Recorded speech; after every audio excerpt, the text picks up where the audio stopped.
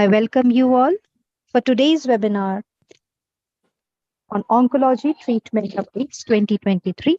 And with immense pleasure, I would like to invite Dr. Sunil Kumar Gupta from the Venkateshwar Hospital, New Delhi, for the welcome and introductory note and to set the ball rolling. And Dr. Sunil Kumar Gupta is Director in HOD, Department of Medical Oncology at Venkateshwar Hospital. Kindly, sir. Thank The you floor is all yours. Thank you very much for your kind introduction. Very good evening, dear friends. At the outset, I really thank the sponsor of this scientific program who has given me this opportunity to interact with you. Today, we are having a update on a lung cancer treatment 2023. Before that, I just want to give you the magnitude of this disease globally. Just see, lung cancer is the leading cause of a cancer in United States in 2023, and approximately more than 238,000 new cases diagnosed of lung cancer in United States in both male and females. The mortality is again almost equal, like an incidence, and the mortality is in the tune of 127,000 cases reported by the United States. Today, we have a scientific program on the treatment update of lung cancer in 2023. We have three speakers. We have three speakers followed by a panel discussion.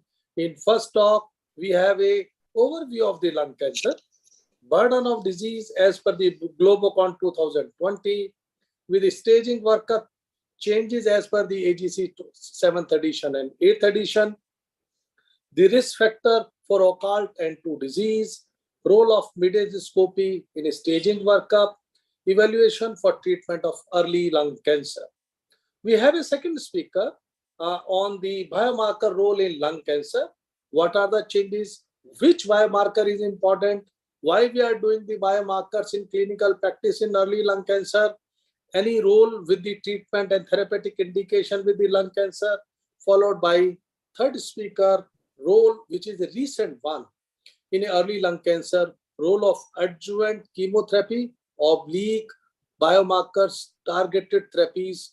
What are the evidence says, what are the guidelines says, and what are the real world picture in clinical practice, followed by the panel discussion, overview of the early lung cancer. Basically, we have seen less number of cases of early lung cancer as compared to metastatic disease. So what is the management of early lung cancer? I would like to discuss in case presentation.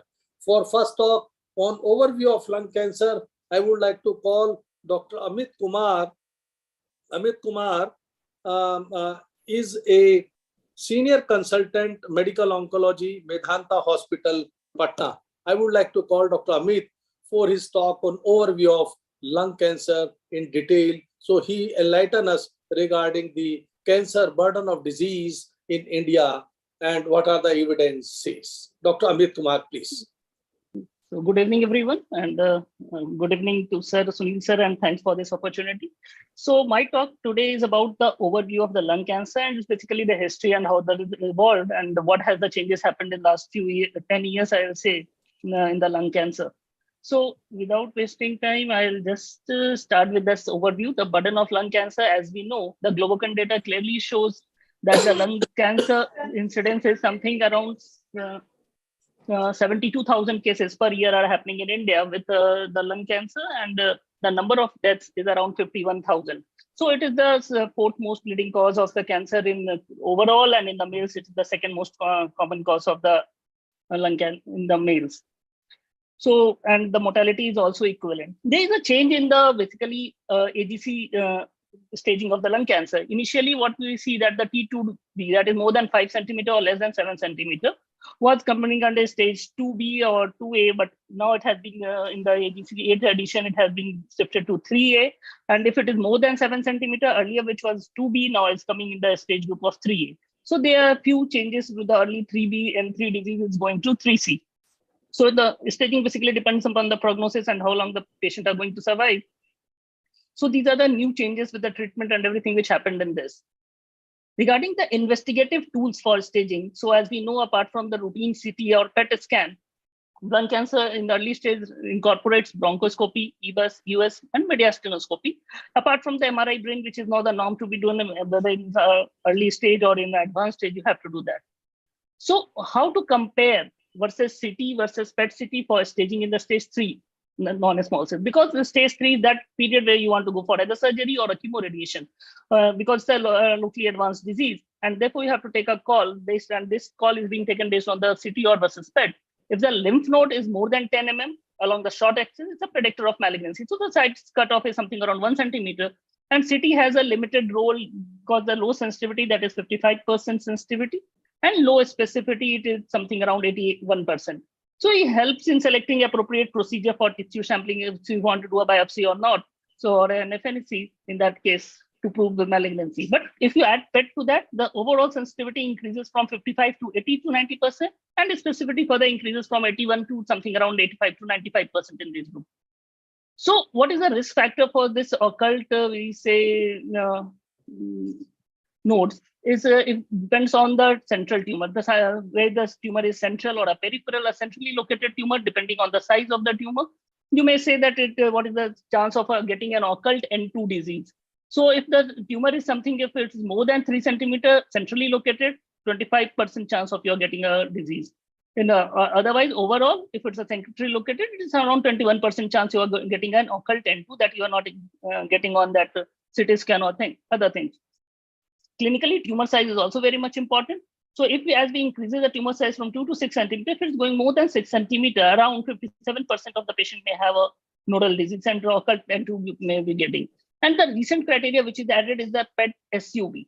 So if SUV of the on the PET is more than 4, the chance of having an occult N2 mets is also increasing to 10.5% in this group of patients. So mediastinal staging is important, and that's important that we have to choose which is less invasive, like EUS or EBUS, or the more invasive mediastinoscopy. We will say the noise is being less done in the era of EUS and EBUS. So there's a conventional mediastomy or VAMLA or TEMLA or VATS, which have been done initially. So mediastinal strategy is the recommended technique to the present scenario is EBUS and EUS. If clinical suspicious of N2 involvement remains high, even after a negative EBUS or EUS, then you will go for a mediastinoscopy. And that's also depends upon the location of the nodes from 1 to the 12, 14 LL, we say 14 nodes. So different sites can be detected by different methods. And so few things like EBUS or EUS, EBUS may miss the nodes, the periphyseal group of nodes, whereas the EUS may miss this peribronchial group of nodes. So you have to be very much certain so which part of nodes you are going to be.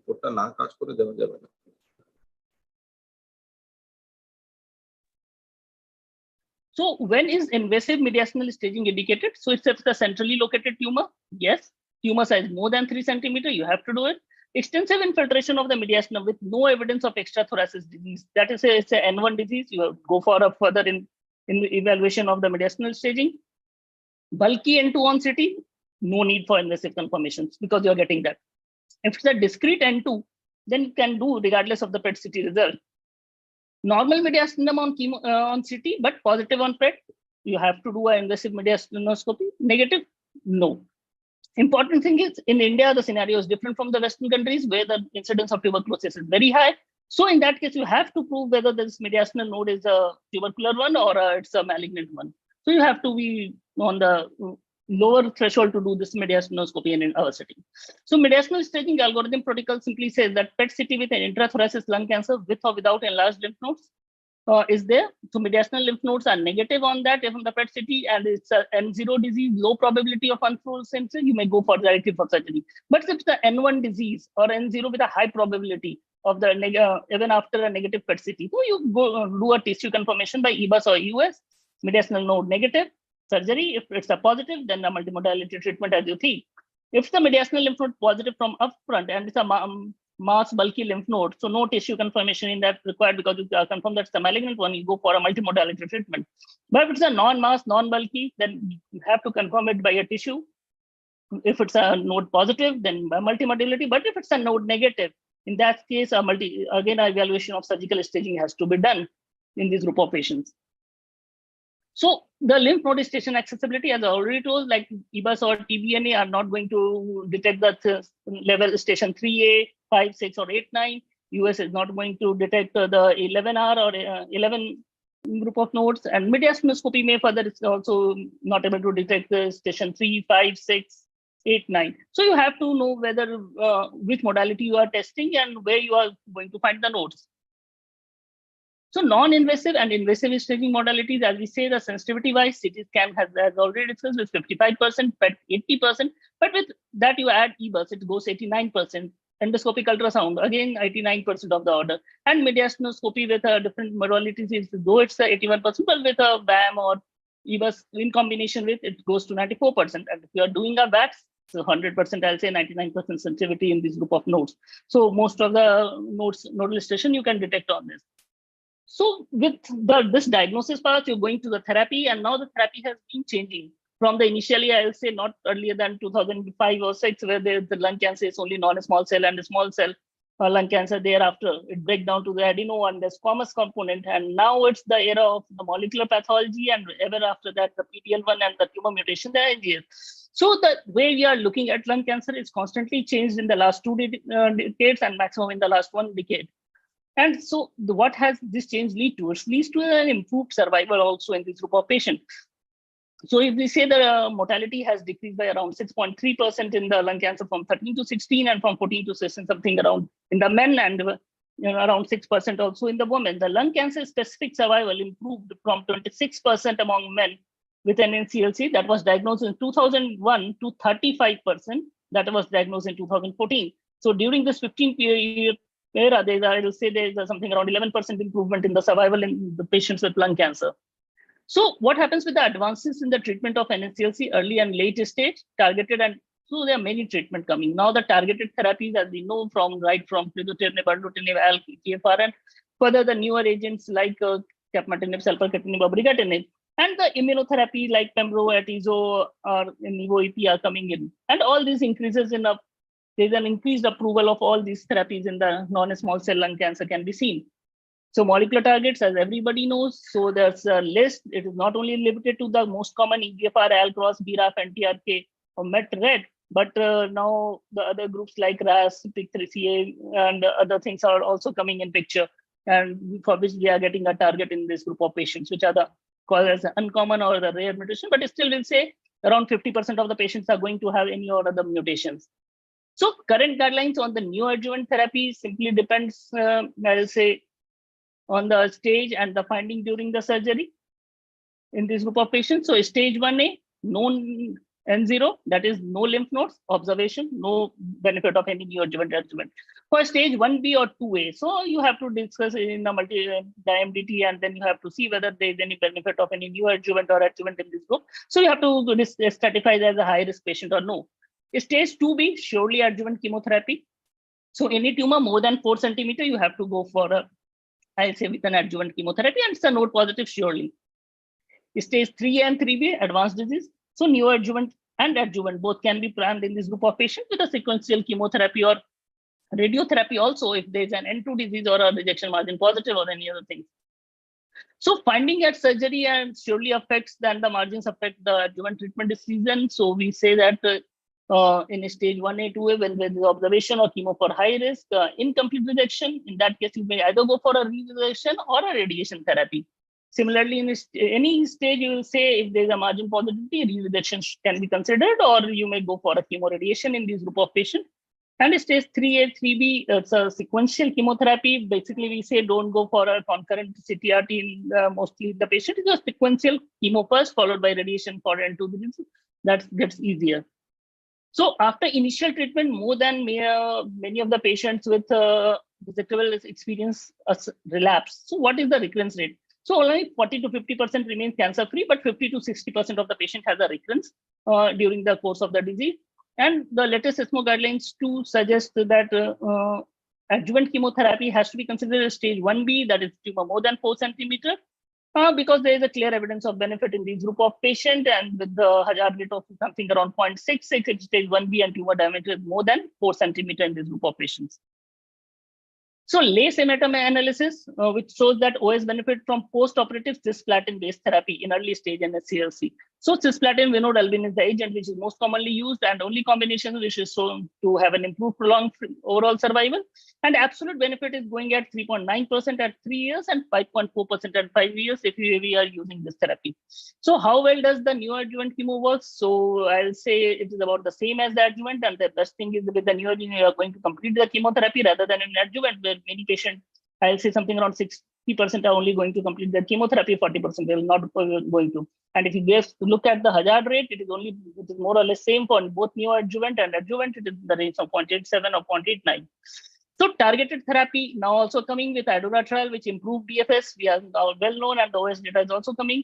That is osimertinib, if we are giving in a resected stage lung cancer, it is showing improved hazard rate of 0.22, was one of the best, we'll say, in this era. And so if the patient is affording, you will better go for also, your data has come just few days back that they are also showing an improvement in DFS. Atizo showed an improvement in DFS. So immunotherapy is also in their way, which shows an improvement in survival in adjuvant setting in patients who had PD-L1 more than 1%. So lung cancer radiation, how will go with the radiation? So there is also an advanced technology which leads to safer treatment. IMRT has shown to improve survival for patients with stage 3 NSCLC and T3, T4 disease, and which has decreased the incidence of grade 3 pneumonitis and decreased the dose given to the heart in this group of patients. So what's relevant to the pulmonologist is you have to look for the SBRT versus conventional fractionated EBRT. SBRT, as we know, is a higher dose fraction. That is something around 8 to 20 gray fraction. You are giving it 1 to 5 fractions only. And it is for early stage lung cancer. You are just hitting the target and no other way. Not standardly used. It should be less than 5 centimeters, or with not used for N2 disease. So in that case, you are using EBRT. So lung cancer radiation is 4D CT planning has to be done. Image guided RT has to be incorporated with reduced margins in these groups. Adaptive radiation is the other field where you initially target with a initial target value, but as the tumor shrinks, you again replan and you decrease the dose and the tumor volume ratio. End result is about smaller target volume with lower doses to normal tissues. So contemporary RT techniques in stage 3 has a long-term OS. We say with the RT dose, the 5-year OS of around 32% with high quality standard dose RT we are going to expect. So better results are being seen with the newer modalities in this group of patients. So chemotherapy with or without radiotherapy, if we see after completion patient with stage 3, so it is still for patient with stage 3, the medical oncologist should work in combination with a radiation oncologist and radiologist to ensure a coherent approach. And stage 1A and for observation, and for stage 3, it's a chemo followed by sequential chemo plus radiation in this group of patients. So now coming to the Pacific trial, which shows that post chemo radiation. So if in stage 3 you are going for a chemo radiation, then what after that? So after post chemo radiation, if you give durvalumab to this group of patients, there is a definite benefit now in the probability of OS, which has increased from there is 33% to 49% around even after 5 years. So the adjuvant durvalumab has got its role in this, which improves OS at 42.9% OS at 5 years in this group of patients. So in comparison to the historical cohort, which was only 15 to 25%. So there are new therapies like targeted or immunotherapies, which are now coming in picture. The targeted therapies are improving outcomes. With chemotherapy, the median PFS, as early we know, might be 5 to 7 months only, but with EGFR TKI, just going to 19 months, and now with ALK, it is now going more than 35 months, I'll say. So other emerging molecular tumor markers are like MET exon 14, red rearrangement, NTRK, HER2. So all their incidents are though less than 5%, but there are target available against this, which are much better than chemotherapy in this group of patients. So the survival outcome data we say initially started from 4 to 8 months, and now it is going up to 39 months, and even in ALK it is not reached in few studies. So this outcome, so it is much better with ALK, ROS1, NTRK. So they have got the best survival, followed by EGFR, and later by the driver mutation negative. So for those group of patients, we have immune checkpoint inhibitor, which uses the body's immune known cells, the PD-1 blockade or the CTLA4 blockade. So this immune checkpoint inhibitors has got its approval from 2015 onwards, and now by 2021, we'll have more than 4 to 5 immunotherapy agents, which we act in different ways. And survival outcomes, it's, if you say for driver mutation negative, also improved from 8 months to going to 22 months in the patients with non-squamous cell lung cancer. And even if the PD-L1 is high, it may go as high as 30 months. So there's a 4 to 5 times improvement in the survival with the onset of the immunotherapy. So this checkpoint inhibitors have improved survival in this group, and almost 32% of patients are alive at 5 years with the use of IO in this group of patients. So the checkpoint inhibition is a moving to early stage, I will say, stage 1-3 in resectable non-small cell, both as an adjuvant and non-neoadjuvant therapy. So we are now using neoadjuvant Nivo or EP in combination with chemotherapy, or we are also using Pembro, and in the adjuvant setting, Atizodata as already discussed. So the treatment of lung cancer in early stage has rapidly changed from only surgery to going from neoadjuvant intent and then followed by surgery, followed by adjuvant intent. So what's the new? As we know that there are many approved antibody drug conjugates are the things which are initially in the breast, but now coming CAR T-cell therapy, though mostly are present in the hematological malignancies, but they are now also entering in the solid tumor malignancies we have got. So that key takeaway, the management landscape, I'll say, is fast changing in non-small cell lung cancer. Neotherapies have a huge potential to improve survival, especially when detected in early stage.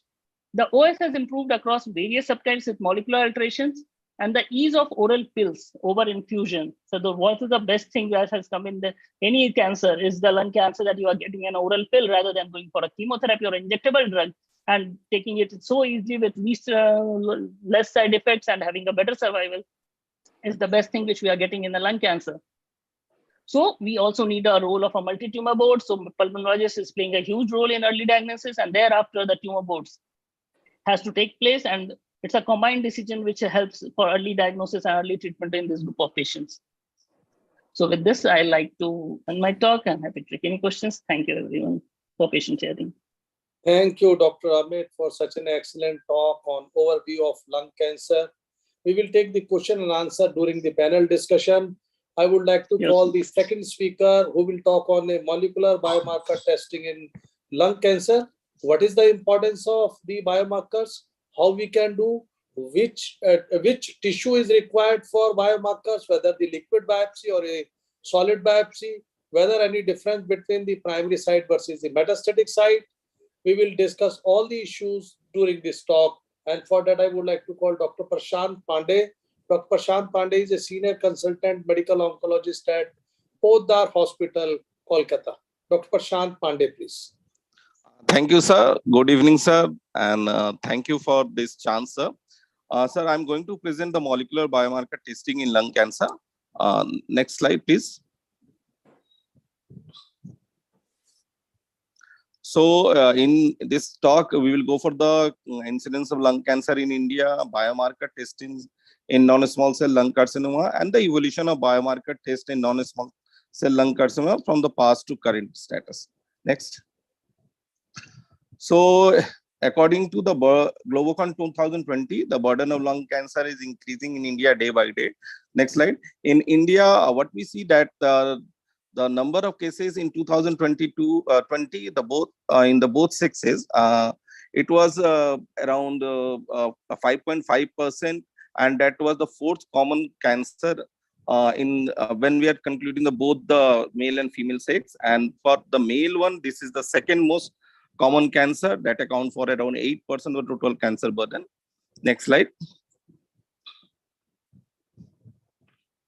Next slide, please. Next. Yeah. So as we know that around 50% of patients with the advanced non-small cell lung carcinoma have the driver mutation, and that can be targetable with the approved agent or is still going on for the clinical trial.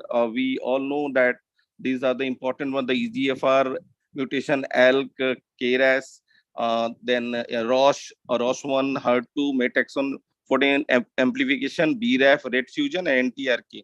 But there is data showing that EGFR synthesizing is only 17%, but in India or the Asian countries, we get around 35 to 40% of the cancer who have the EGFR mutation. Next slide. So what is the use of this biomarker? The importance of biomarker testing in non-small cell carcinoma is already studied. And that has showed that the patient with the identified actionable mutation who had received the appropriate target therapy had improved outcome. So here is a scene that there is an improvement. The patient who has received the targeted therapy, the median OS was around 18.6 months. And those patients who has received the chemotherapy, that is non-targeted therapy, the median survival was 11.4 months. Next slide. So guideline, there is various guidelines like ASCO, NCCN, ESMO, and CAP ISLC. Though both all the guidelines approved some of the mutation testing, but we just stick to the NCCN or the ASCO guideline, which favor the EGFR mutation, ALK rearrangement test, ROS1, BRAF, MET-exon 14, skipping mutation, red gene mutation fusion, NTRK gene fusion, KRAS mutation, and PDL expression. And in our daily practice, we are also sticking to the such guideline, and we are doing all these tests. Next slide. So the method of testing in NSCLC, what the tissue we require generally. For DNA sequencing or NGS or PCR, which can detect the insertion point mutation or deletion, and that detect the aberration in EGFR, KRAS, BRAF, HER2, MET. There can be NGS or the single gene test. RNA sequencing panel can be done that detects fusion abnormalities, and these are the more sensitive to the ALK1, ROS1, RET or NTRK. And the third method, that is ISC or FISH. The FISH detect generally ALK and ROS1. That is highly specialized and can be faster. ISC detect ALK and ROS1, and this is easy to test, but not reliable in especially in the ROS1, and also detect the PDL1. Next.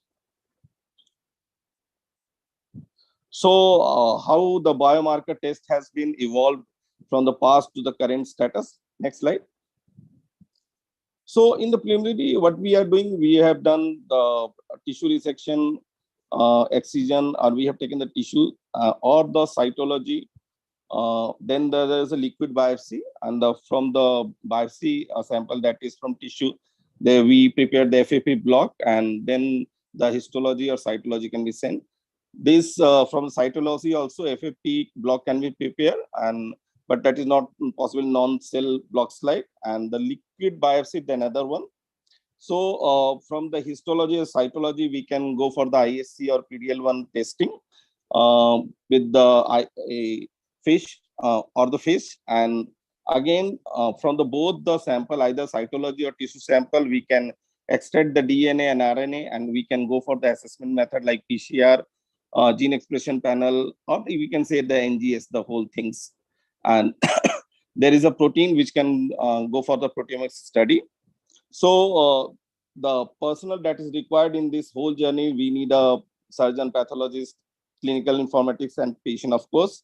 And the key personnel that will perform the test, like pathologist, laboratory staff, and clinical informatics and bioinformatics, that is required for this whole analysis. Next slide. So from the biopsy, establish the diagnosis, determine the histological subtypes, and we can also do the biomarker testing. That means from the biopsy, we can identify the histological subtype, whether it is squamous or non-squamous. And from this biopsy sample, we can go for the biomarker test. And these biomarker tests, we can do from both the primary tumor or from the metastatic lesion. And these are equally suitable.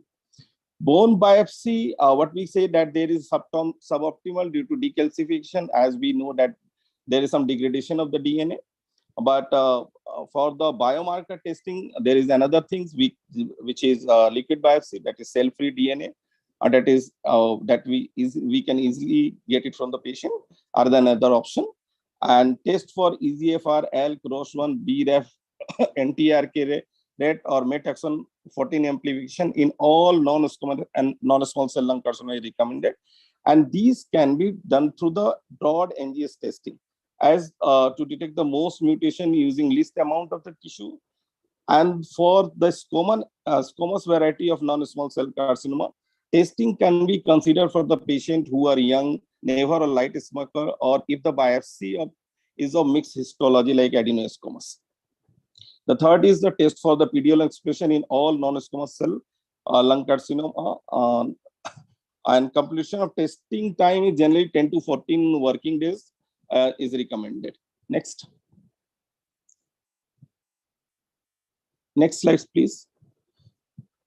So circulating tumor DNA testing has a potential to apply across all stages of non-small cell lung carcinoma and throughout the treatment pathway. From the diagnosis, this circulatory tumor DNA could not identify the histology, but from the diagnosis, it can identify the genotype, which can be used in advanced non-small cell lung carcinoma to guide treatment selection under specific circumstances. And in resectable non-small cell lung carcinoma, also the circulatory tumor DNA testing is not the part of current clinical practice, but may be applied in the setting in the future of the as a biomarker. Now, when we have started the treatment, there we need to monitoring the prognosis, monitoring the patient, and for the prognosis also to the response of treatment, whether this disease is progressing or then a relapse of disease. So in that situation, the circulatory tumor DNA has several potential applications to predict or monitor clinical progression or recurrence in both early stage and advanced non-small cell lung carcinoma. And the third, the most important one, is the circulatory tumor DNA testing overcomes some major challenges associated with the tumor testing, because it is minimally invasive for the patient, along for the serial biopsy if needed. And circulatory tumor DNA in the blood stream is comprised of DNA from all sources, all tumor sources in the body, and capture both the tumor heterogeneity and tumor changes over the time that the patient had received in the entire treatment period. So circulatory tumor DNA testing may never replace tissue biopsy entirely, but could have the complementary role to support the treatment selection in patient with non-small cell lung carcinoma. Next slide, please.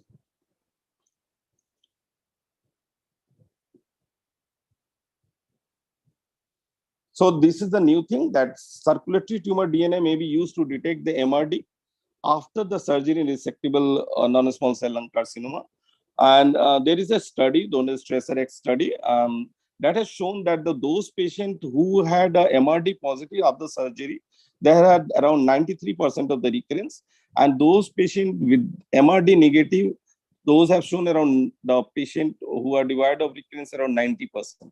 So in this study, the circulatory tumor DNA profiling was able to confirm MRD negative and detect MRD in a patient who relapsed before this disease was picked up by standard imaging.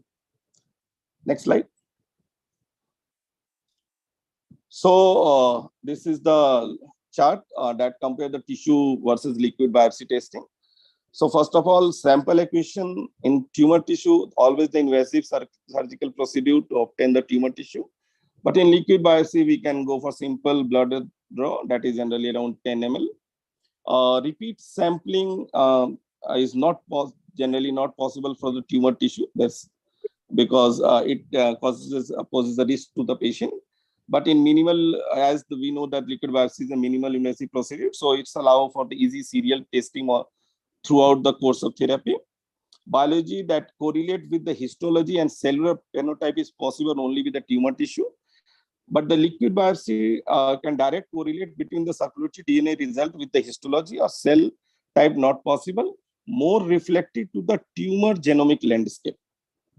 Sensitivity of the assay required the lower tumor cell content acceptable with the sensitive technique 1 to 10%. This test is a very sensitive method, requires circulatory tumor DNA may require less than 0.1% of the cell-free DNA. Analytical standardization uses existing validated tissue processing and handling procedure. Here, there's a complex procedure. The standard of analytic performance characteristics of cell-free DNA or circulatory tumor DNA have not been established. No guideline exists regarding the recommended performance characteristics of liquid biopsy. Now, the evidence of clinical utility is substantial evidence for initial targeted treatment selection and subsequent treatment after targeted treatment failure is in advanced non-small cell lung carcinoma.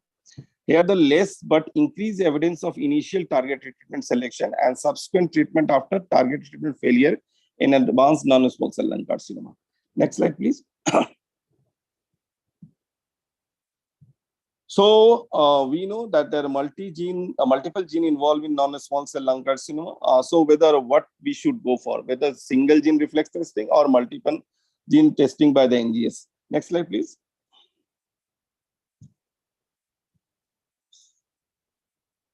Next slide, please. Yeah. So in the previous slide, we have seen that what we need, a single gene testing or the NGS panel. So as the number of clinically actionable biomarker is increasing day by day, the ability to evaluate all known molecular alteration in single test has given NGS major advantage. But when to do the NGS and when to do the single gene reflex test. So if one or few molecular markers are needed, the NGS will be costlier. So so in their case, single gene testing will be appropriate. But if many molecular markers are needed, that can reduce the cost, shorter turnaround time, and lower tissue requirement. So in that case, the NGS would be the choice.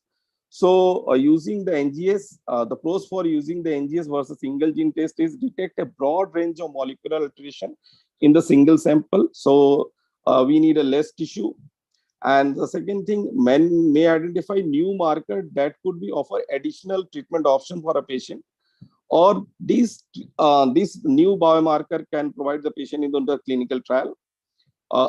Sorry, or provide information to help the development of new or more effective treatment.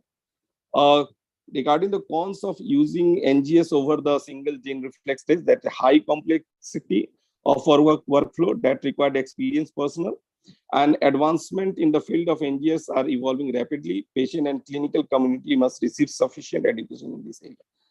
Next slide, please.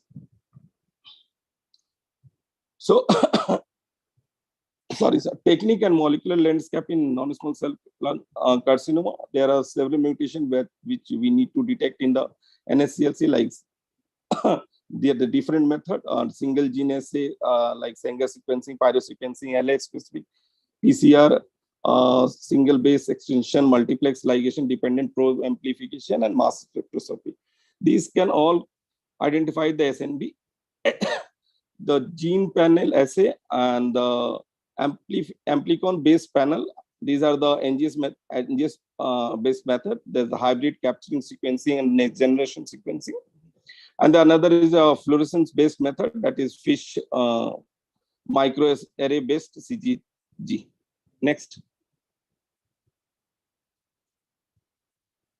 Next slide, please. Next slide, please.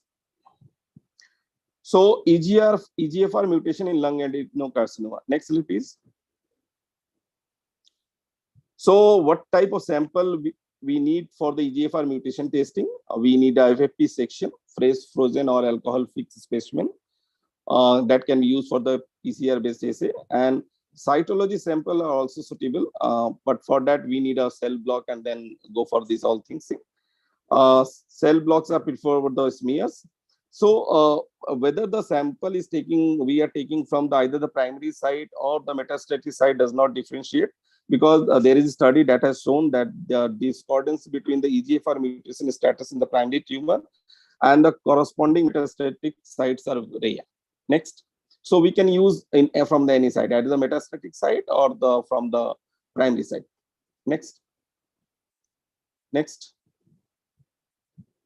So already NCCN recommend EGFR testing in early stage non-small cell lung carcinoma, who has, as we know, there is a DURA study that is going on, that that a patient who has been resected, and if they are EGFR mutation positive, we can offer them osimertinib. Next slide. Next slide. So advantage of NGS over PCR, one study showed that around 48.6% of EGFR exon 20 mutation identified by NGS are missed by the PCR. So it is a huge number, around 48.6%. So out of the 17 most common EGFR exon 20 insertion mutation variant, only 4 can be identified by the PCR. So we need for this EGFR mutation status, NGS would be the better choice. Next. Next. So ALK rearrangement in most cases, we know that ALK can be ALK IC is 93 to 100% sensitive and especially compared to the fish. False positive rate for of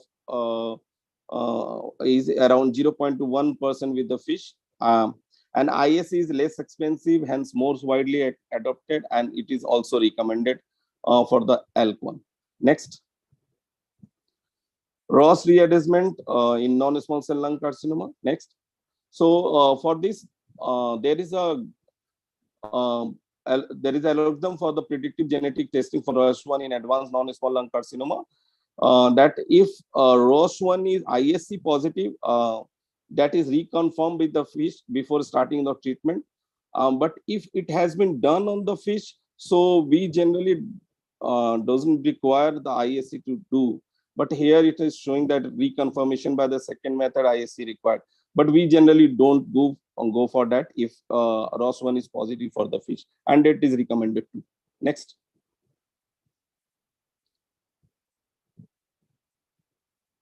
So this is our for the KRAS. This KRAS actually is an encoded protein that send activating signal to the number of cellular pathway ultimately from the receptor EGFR to the nucleus for the cell proliferation and survival. And these KRAS mutation are mutually exclusive to the EGFR and ALK mutation and account for nearly around 30 to 40% of the lung adenocarcinoma.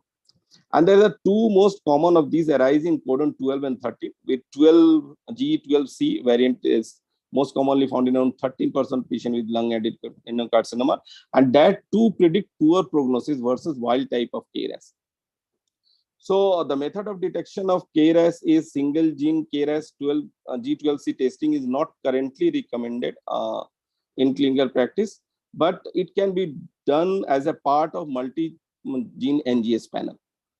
Now we have the TrueDrug, the sotorasib that is currently approved for the patient who has a KRAS 12C mutation.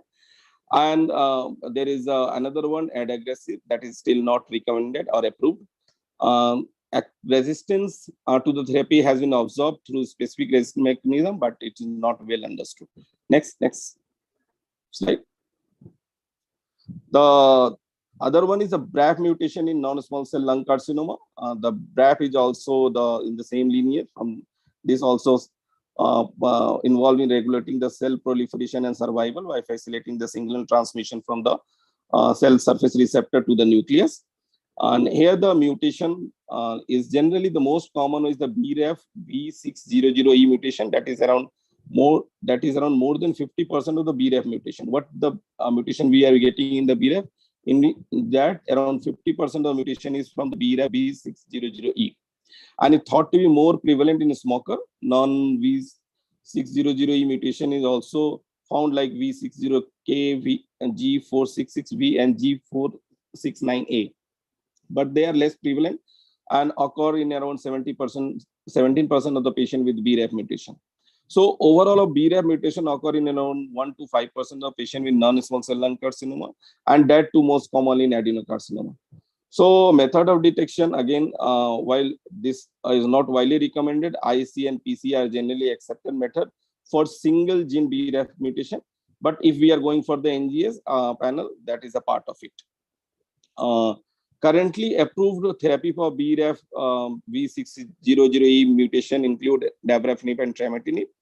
And here also there is a resistance in the time that developed by the pathway that bypasses the RAF, such a redirection of cell signaling via the downstream of MEK1 and 2 kinases. Next.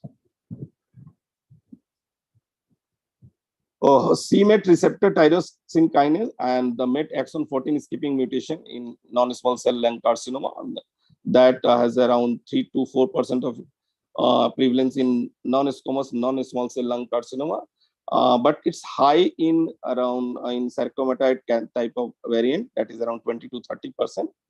And in this, the majority of MET exon 14 skipping mutation can be detected by the direct DNA NGS, but there is an increased sensitivity with the RNA NGS. Next. So method of action, MET exon 14 mutation detection, generally ISC and FISH is not recommended. PCR, that is DNA design dependent, and RNA has a technical consideration. So best one is to go for the NGS, that to RNA, that is more sensitive, and DNA can also be done, that is design dependent, potentially detect many mutations. Next. RET receptor tyrosine kinase on the RET fusion in non-small cell carcinoma, that is around 1 to 2% in the non-small cell lung carcinoma. Here there is a heterodimerization and there is a ligand receptor complex, and that lead to the autophosphorylation and downstream activation of the pathway. So the majority of RET fusion can be detected by the DNA NGS, but again, just like MET, there is increased sensitivity with the RNA NGS. And the most common RET translocation in lung adenocarcinoma is found to the KIF5B RET. Next. So method for RET fusion detection, ISC potentially low local implementation, significantly false, negative, and positive. And it's not generally considered. FISH, the same thing. DNA NGS simultaneously get mutation information with the other variety. Poor coverage of some of intronic area due to repetitive sequences lead to reduced sensitivity, and it's recommended. But the best one that has high sensitivity is RNA NGS, that obtain future partner information without intron coverage of the issue, directly assess fusion expression. Cons is that highly dependent upon the RNA quality, and poor quality lead to reduced sensitivity. So majority of the RET fusion can be detected with the DNA NGS, but increased sensitivity we found in the RNA NGS. Next. So testing of NTRK fusion, we have the lots of options like ISC, RNA, or DNA NGS, FISH, ISC, RNA, or DNA NGS, or FISH, or RT-PCR. Here again, the RNA NGS is the most sensitive. ISC widely available, but fast timing. Choice of assay will depend on the institution, resource, and clinical context. Reflects to NGS via versus ISC reasonable for NSCLC due to low prevalence of NTRK fusion. And ESMO has also provided the recommendation guideline where NTRK testing is desired if the histology that is found to harbor a high recurrent NTRK fusion.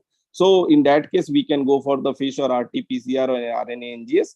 If it is a rare one, that like the lung, then we can go for the frontline NGS, preferably with the RNA testing when possible. Next slide. So method for NTRK or TRK fusion detection, ISC, FISH, and NGS, all three can be done. For the ISC, this can provide a rapid result, detects a transcribed and translated event only, low cost as single agent, and widely available. Disadvantage for the ISC is the depletion of the tissue, fusion partner, and position unknown, less well validated currently. Again, the second one, that is FISH, advantage is the rapid result, but disadvantage that again the depletion of the tissue and fusion partner and position unknown can be difficult to interpret. But the third one, that is NGS, specifically the RNA NGS, potential for the multiplex testing, less depletion of tissue, fusion partner and position are defined, and RNA NGS is more sensitive. Disadvantage, it takes longer time for the result and the cost. So choice of assay will depend on the institution, resources, and clinical context. Reflecting to NGS versus ISC reasonable for the NSCLC due to low prevalence of NTRK fusion.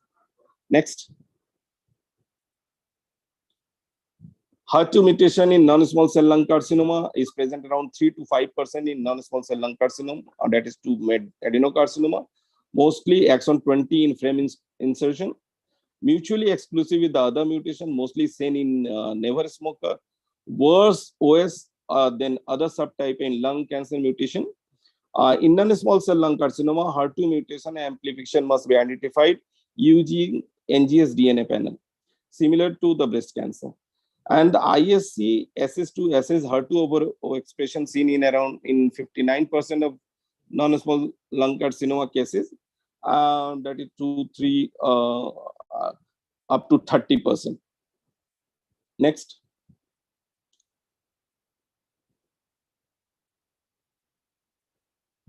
So in 2022, the treatment paradigm for molecular biomarker, that is for the patient who has the more positive biomarker.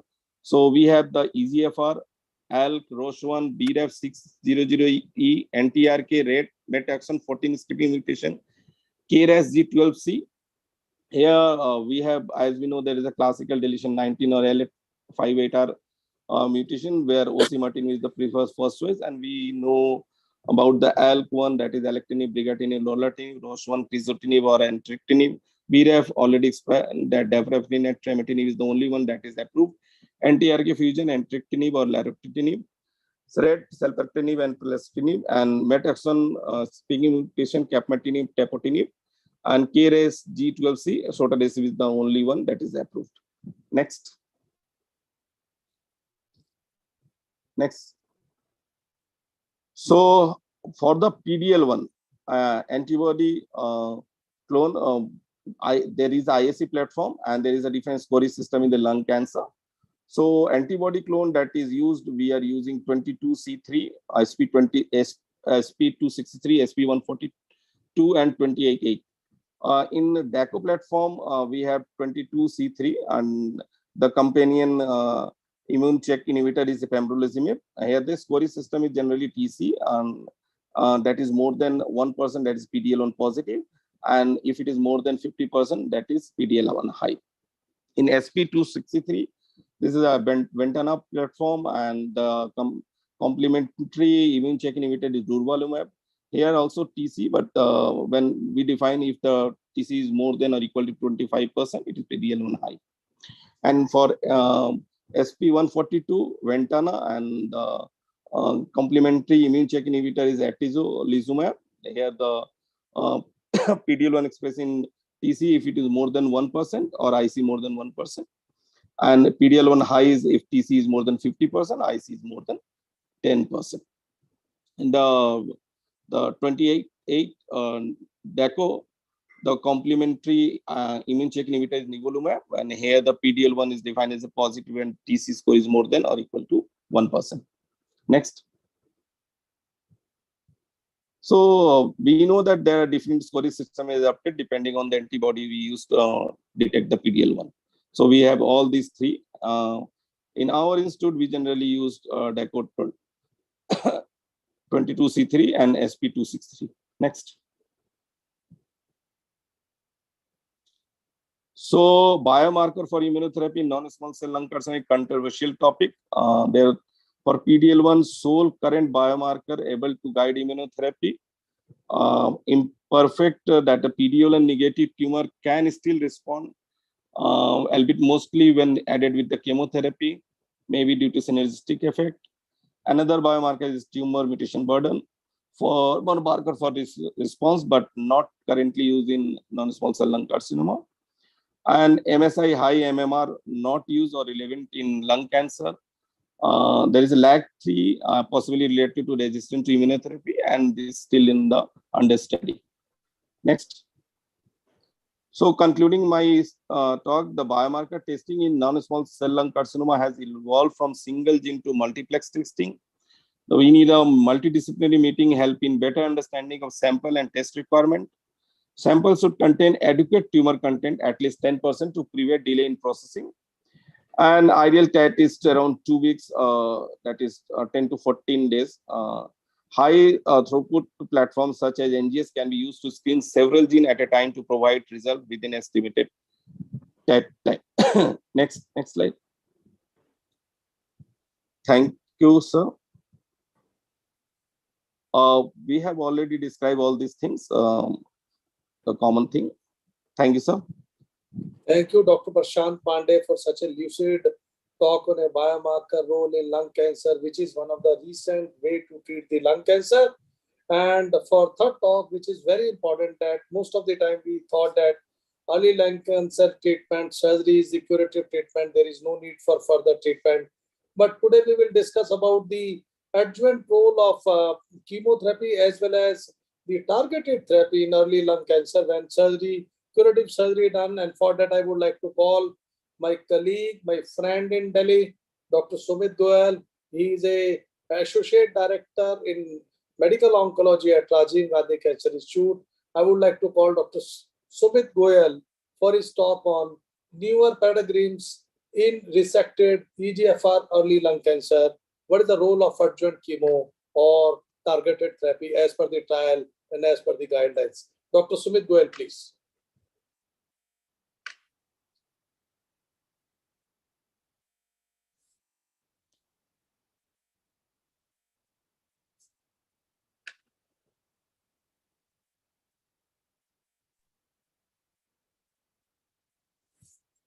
Dr. Sumit.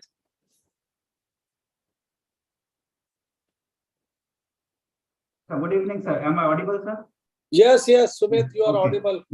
Thank you. Good evening, sir. Pleasure Thank to you for see giving you, us and I would like to see your comments regarding the adjuvant treatment, which is the new concept, basically a revolving field, and now we are talking about the role of the TKIs in adjuvant setting in early lung cancer. Dr. Sumit. Yes, sir. Thank you, sir. So, so the topic of today's meeting is newer paradigms in the treatment of resected EGFR mutated early lung cancer. As Dr. Gupta sir said rightly, we are moving into era of precision medicine, and there is a lot to learn and interact, and the things are changing very rapidly every day. So earlier, when the treatment was either surgery or radiation and chemotherapy, but with newer technologies and newer paradigms and newer modalities, we have a new drugs which are coming up in the adjuvant setting. Be it like the Dr. Prashant said and Dr. Amit said, we have like ALK inhibitors coming into play in adjuvant setting, and it all the ball was set rolling by EGFR inhibitors. The study was ADURA, which we are going to discuss now. So we know about 1 in 3 patients with non-small cell lung cancer, they present with resectable disease. So we know it is a leading cause of death around the world. Approximately 17 lakh people die annually. And these deaths, if we put together, they are equivalent to of all the deaths of breast, prostate, and colorectal cancers combined. So we can well understand the magnitude of the problem. And non-small cell lung cancer, if we talk about, it represents 85% of all the cancers of lung. And if we look further, approximately 30% of the patients of non-small cell lung cancer, they present with resectable disease at the time of presentation or diagnosis. So we know it is either the localized disease, stage 1B, stage 2, stage 3, regional nuclear mass disease. So we know we keep on hearing that early detection is very important. So we know because it improves the outcomes. Outcomes in early stage non-small cell cancer need to be improved. Surgery, we know, is the primary treatment modality for patients who have early stage non-small cell lung cancer. And adjuvant cisplatin-based chemotherapy is recommended for patients we have resected stage 2, 3 and non-small cell lung cancer, and select patients who have high-risk disease in stage 1B disease. So the results from these large randomized trials and meta-analysis have shown 5-year OS benefit with adjuvant chemotherapy in patients with early stage non-small cell lung cancer, with hazard ratio towards overall survival 0.89. DFS also favored adjuvant chemotherapy that we know from our previous studies. So still the overall disease recurrence or death following surgery and adjuvant chemotherapy, it remains high across all disease stages.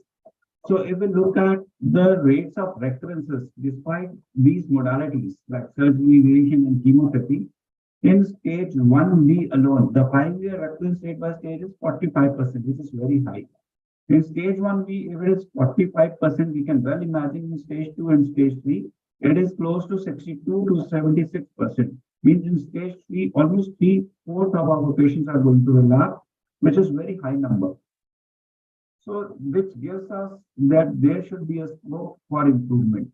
So again, if we are talking about EGFR mutations, so based on limited number of studies, the prevalence of EGFR mutations appears broadly similar across all disease stages.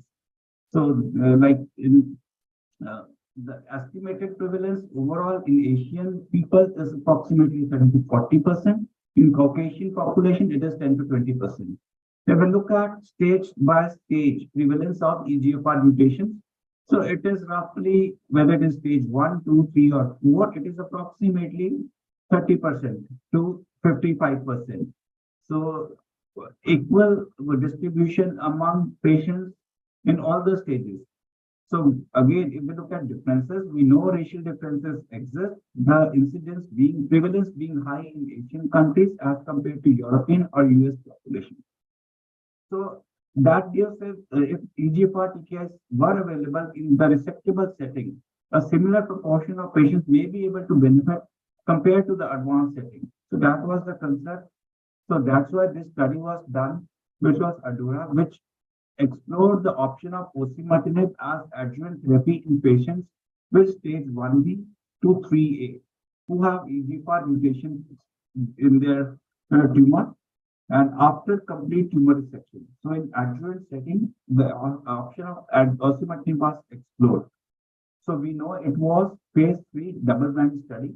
The patients needed to have confirmed primary non-squamous non-small cell lung cancer, and they need to have exon 19 del mutation or L858R mutation. And brain imaging was required. If not done preoperatively, it was done prior to the study enrollment. And again, if the patients had received chemotherapy, then the 26 weeks time was required before getting enrolled. Maximum 26 weeks were permitted, and if the adjuvant chemotherapy was not given, then within 10 weeks they were randomized. Again, if we look at the stratification was by stage, EGFR mutation, exon 19 del versus L858R, Asian versus non-Asian population. They were randomized 1-to-1 into osimertinib versus placebo. And if we look at the planned treatment duration, it was planned for 3 years, and treatment continues till disease occurrence, treatment is completed, or any discontinuation criteria was met. So if we look at the endpoints, the primary endpoint was DFS by investigated assessment. In stage 2 and 3A patients, it was designed for superiority under the assumed DFS hazard ratio of 0.70. And if we look at the secondary endpoint was again DFS in the overall population, DFS at 2, 3, 4, and 5 years. OS was also there as secondary endpoint. Then there was safety and health-related quality of life. So because this was showing good results, so it was unblinded early due to efficacy, and unplanned interim analysis was done at 1 year. So we know these were the same exclusion and inclusion criteria. So patients who were excluded, one important point was who had only segmentectomies or wedge resection, they were excluded. Rest of the criteria we knew. So if we look closely, the data that has been shown here is the data cutoff limit of January 17, 2020. So the study was very well balanced in terms of gender distribution, age, but what is more important is the presentation of imaging and the EGFR mutation and randomization. So basically, equal number of patients had EGFR 19 del and L858R mutation in both the arms, and again well balanced for adjuvant chemotherapy, whether they have received chemotherapy or they have not received chemotherapy.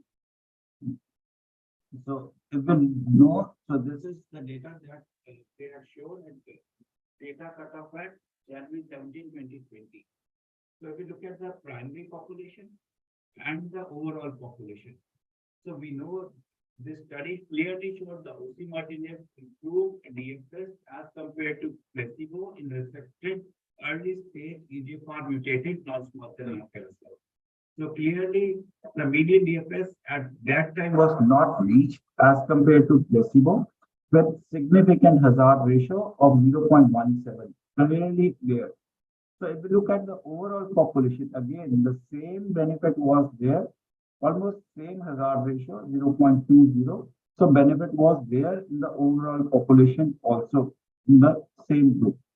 So basically, in the primary population, there was 83% reduction in the risk of disease, recurrence, or death when the patient received osimertinib.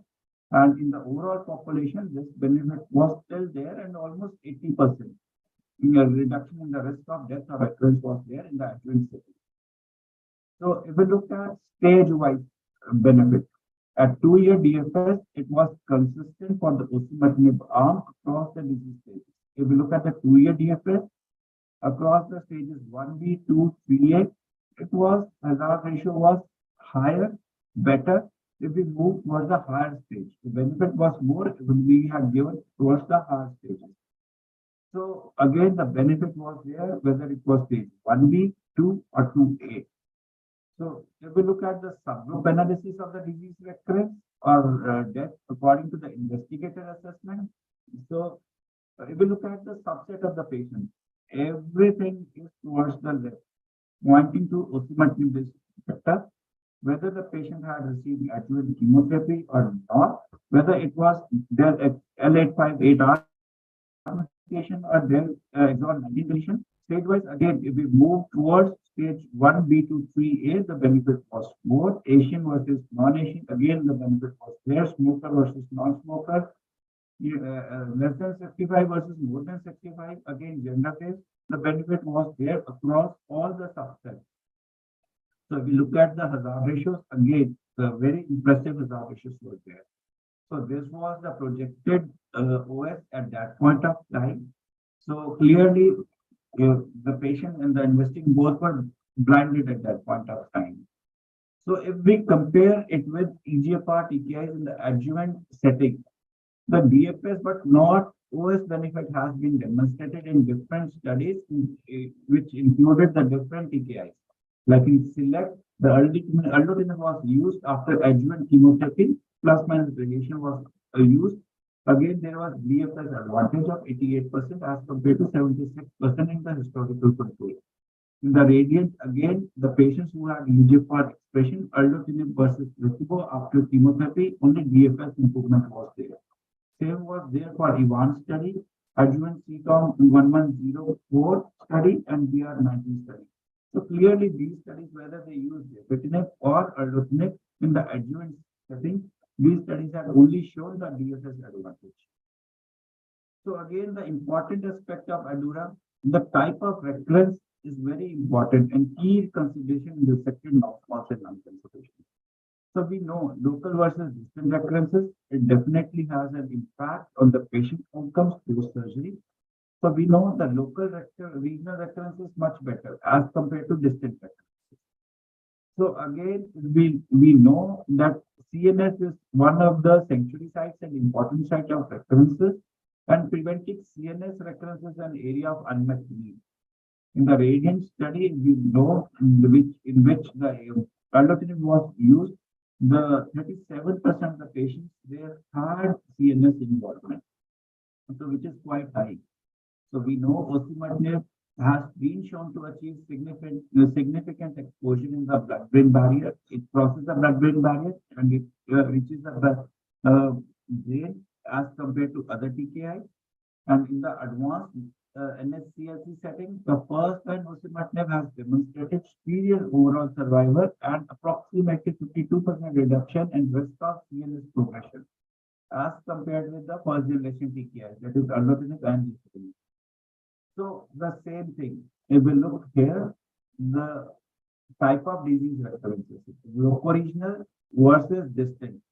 11% of the patients in the osimertinib had DFS events, that is disease recurrence or death, as compared to 46% in the placebo arm, approximately 4 times more.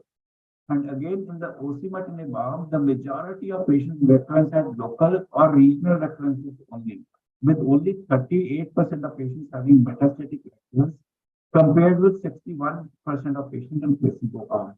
So again, this chart here, 11% of the patients having recurrence DFS event, of which 38% only had distant recurrences. So more majority were local regional recurrences, whereas in the placebo arm, the majority were distant recurrences and less were local regional. So osimertinib in the adjuvant setting seemed to prevent more of distant recurrences, thus improving the survival. So if we look again at the site of recurrences, so approximately 4 times more patients had distant recurrences on placebo. Majority were distant.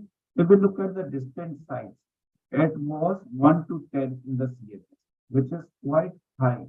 So with adjuvant osimertinib, the risk of CNS recurrences was much lower as compared to other, but in the placebo arm, it was the highest as the distant site of paraphernalia. The other side being the extrathoracic distal metastasis, head and neck, neura, diffusion, peritoneum, which was not there in the osimertinib arm as compared to the placebo. So if we look at the Endura study with CNS DFS events, the overall 45 patients, 6 in the osimertinib arm and 39 in the placebo arm had CNS DFS events. So osimertinib, the total population was 339 were there in the osimertinib. In those 339 patients, 6 had CNS events as compared to 39 in the placebo arm. So 2% versus 11%, clearly osimertinib seems to reduce the risk of CNS recurrences. Again, same way, the recurrences and death was much lower in the osimertinib arm. So if we look at this curve, clearly the osimertinib seems to have better CNS DFS, which was not reached at that point of time versus placebo, which had 48.2 months of DFS. And the hazard of CNS DFS, the hazard ratio being 0.18, again, very impressive in favor of osimertinib. So whenever we talk about benefits, we talk about safety. So safety as expected in the osimertinib arm versus placebo, there were more adverse events, 97 versus 89. Again, 20 versus 14, more than grade 3 side effects were there. But again, we need to know in details what were these more than grade 3 side effects. Again, any adverse event leading to death in the osimertinib arm, it was not there. Any serious AE, yes, it was there to the tune of 16%. It definitely led to some discontinuation as expected. So if we look deeply into the chart, so if we look at the all causality adverse events, which happened in more than 10% of the patients, so we need to know the exposure time for osimertinib was also high, 22.3 months, and placebo was given for 18.4 months. So if we look at the side effects, the deeper blue lines here represent grade 3, grade 4 side effects, and clearly diarrhea was much more, but it was grade 1, grade 2. Only 2% had grade 3, grade 4. So was what stomatitis. Again, paronychia was there, which was there in the placebo group also. So majority of the adverse events, the adverse event which happened in more than 10% of the patients were quite manageable. So grade 1 to grade interstitial lung disease was reported in 3% of the patients with osimertinib arm. Again, the QTC interval which we monitored during the therapy was reported in 22 patients, that is 7% of patients with osimertinib arm as compared to the placebo arm.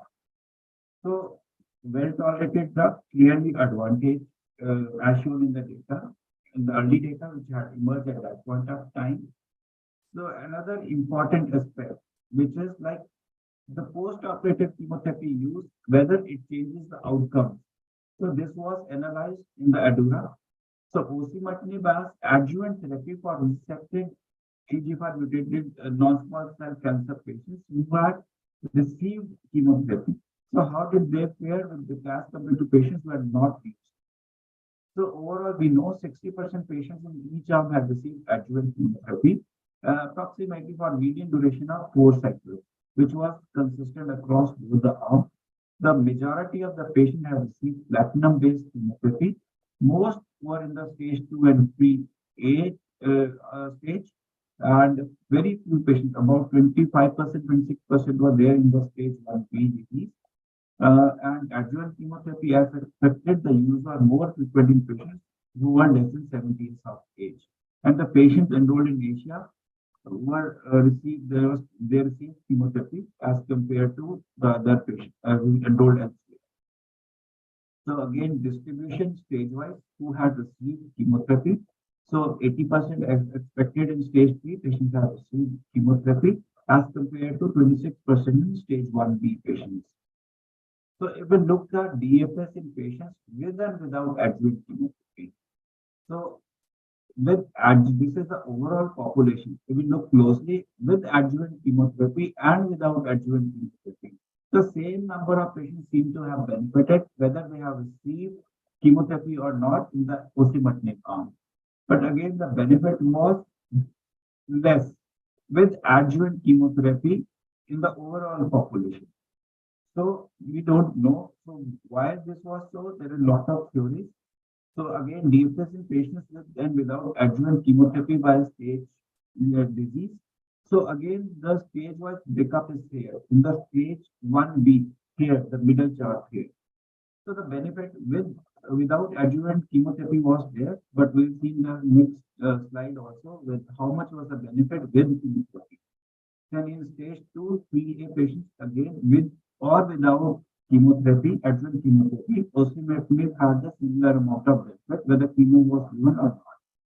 So same way in the stage 3, so without adjuvant chemotherapy, the results were better. And as compared to adjuvant chemotherapy, the hazard ratio was better in the without adjuvant chemotherapy. So favored osimertinib. So in stage 1B, if we look closely, without adjuvant chemotherapy, they seem to have some benefit, but as compared to adjuvant chemotherapy, with adjuvant chemotherapy, the benefit was not there. So again, in stage 2, definitely with or without adjuvant chemotherapy, the benefit of osimertinib was there when using adjuvant setting. So we can also say the benefit of chemotherapy was less in stage 2 and stage 3 patients. So this is the chart for stage 3A. Again, the same thing, the benefit with adjuvant osimertinib was there, irrespective whether the chemo was given or not, but the margin of benefit was less. In stage, definitely in stage 2, the benefit of chemo was less as compared to stage 3.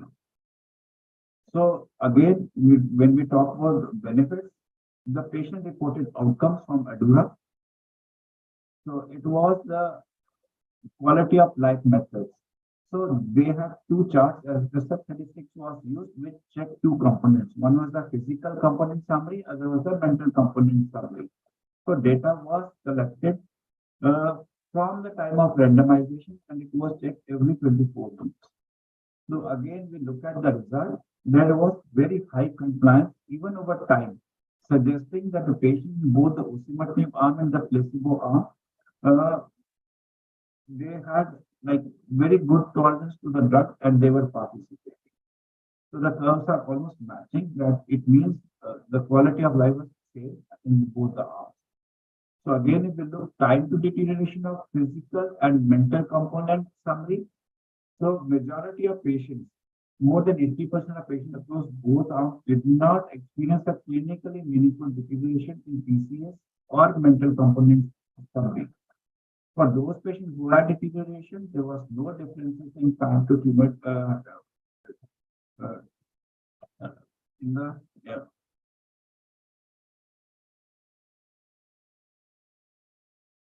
So the curves, they were basically both overlapping in PCS and OCS as said earlier. So they did not experience clinically meaningful deterioration. So osimertinib did not result in deterioration as compared to the placebo arm. So in summary, so adjuvant osimertinib is the first target regimen in global trial to show a statistically significant and clinically meaningful improvement DFS in patients with stage 1B, 2, 3 EGFR mutation. The updated results show the advantage in the OS also. Overall, there was an 80% reduction in the risk of recurrence or death with osimertinib. Osimertinib versus placebo, the DFS rate at 2 years were 89 versus 52% respectively. It demonstrated clinically meaningful improvement in CNS DFS as compared with placebo. And the safety profile was consistent with established safety profile of osimertinib with mild EGFR TKI class side effects reported. Despite being the exposure to osimertinib was higher as compared to the placebo. So again, a clinically meaningful DFS benefit with osimertinib was observed in patients with or without adjuvant chemotherapy. And again, regardless of the state of disease stage, the higher disease recurrence were observed among patients in placebo arm who received adjuvant chemotherapy compared to those who did not. And they were likely driven by large proportion of patients with stage 2, stage 3 disease, as disease stage is prognostic for factor for disease outcome. Overall, the quality of life was maintained with adjuvant osimertinib with no clinically meaningful differences versus placebo despite prolonged treatment. So in nutshell, adjuvant osimertinib is an option and it is practice changing for treatment for patients with stage 1B, 2, 3A who are EGFR mutated after complete tumor resection. So with this, I'll stop here and I'll hand you back to Sir.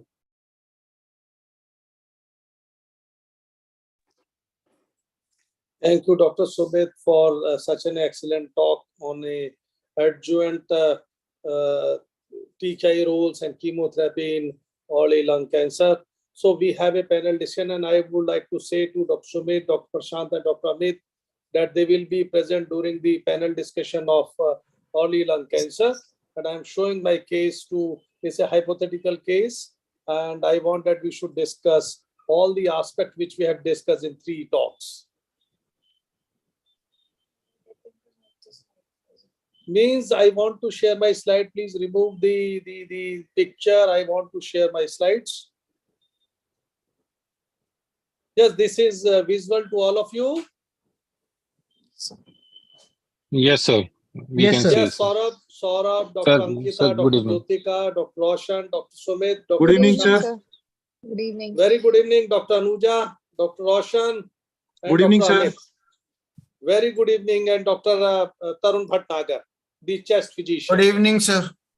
Very good evening. You know, Tarun, one of the speaker conveyed very clearly that for early stage lung cancer, we need a chest physician to diagnose the disease in early stage. So this case is basically a hypothetical case, and I want that everybody will give an input. This is a 67-year-old gentleman, non-smoker, presented with mild cough. X-ray showed a small lesion in left upper lobe. PET CT scan shows lesion in the left apical lobe, and this is the picture.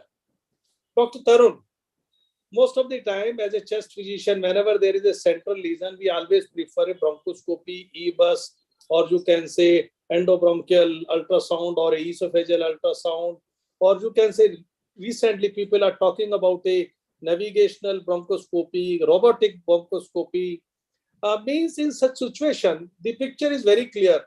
Would you like to go for a bronchoscopic transbronchial biopsy or EBUS biopsy, endobronchial biopsy, or you would like to prefer Dr. Roshan opinion for CT guided biopsy in such situations?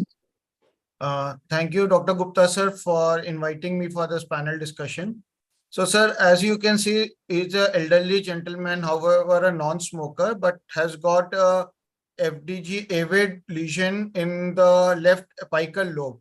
So Yes. this lesion is very much easily accessible if I do a radial EBUS in this patient. Okay.